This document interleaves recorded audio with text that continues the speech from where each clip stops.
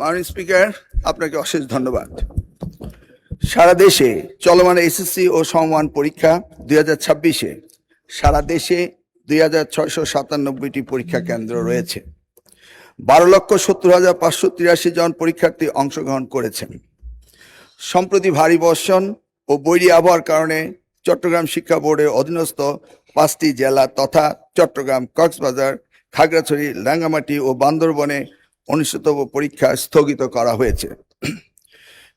চট্টগ্রাম শিক্ষা বোর্ডের বাইরেও ঢাকা সহ দেশের কিছু কিছু জেলায় বিচ্ছিন্নভাবে কিছু পরীক্ষার্থী বৈরী আবহাওয়া ও বহুবিধ কারণে নির্ধারিত পরীক্ষায় অংশগ্রহণ করতে পারেনি।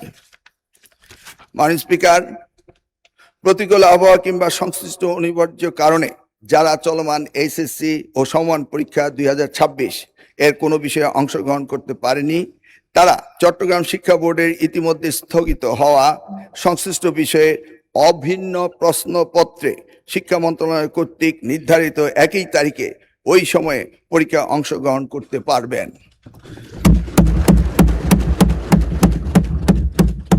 মাননীয় স্পিকার, যেহেতু এইচএসসি পরীক্ষা শিক্ষার্থীদের জীবনে একটি অত্যন্ত গুরুত্বপূর্ণ ধাপ, তাই বিশেষ বিবেচনায় এই বিশেষ সুযোগ প্রদান করা হলো।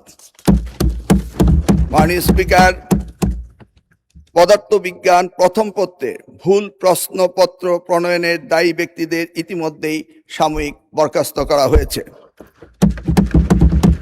মাননীয় স্পিকার, আমি আবারও আশ্বস্ত করছি, পদার্থবিজ্ঞান প্রথম পত্র 6 নম্বর প্রশ্ন এবং 7 নম্বর প্রশ্নে যে ভুল হয়েছে তার জন্য পরীক্ষার্থীদের পূর্ণ নম্বর দেওয়া হবে। মাননীয় স্পিকার, আপনাকে অশেষ ধন্যবাদ। আপনাকেও ধন্যবাদ মাননীয় শিক্ষামন্ত্রী। আপনার 300 বিধিতে প্রদেয় বিবৃতিটি রেকর্ড করা হলো। ধন্যবাদ আপনাকে।